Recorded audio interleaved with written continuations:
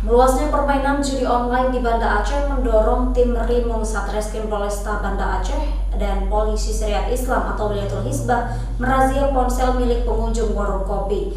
Aksi para petugas ini sempat mengejutkan penikmat kopi.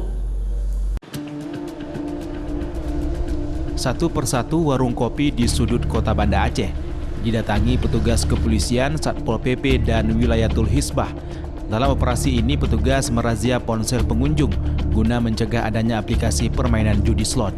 Langkah ini sengaja dilakukan petugas gabungan sebagai upaya preventif sekaligus peringatan bagi masyarakat yang masih bermain judi slot dan manfaatkan warung kopi sebagai tempat bermain.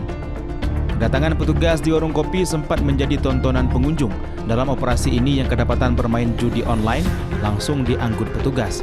Sementara bagi yang belum tertangkap tangan diminta untuk tidak mendownload aplikasi judi online. Sementara untuk pemilik warung kopi di Banda Aceh diminta untuk memasang spanduk dan himbauan larangan bermain judi online. Dan bagi yang melanggar akan dikenakan pidana dan terancam hukuman cambuk di muka umum. Dari Banda Aceh, Syukri Syarifuddin, iNews melaporkan.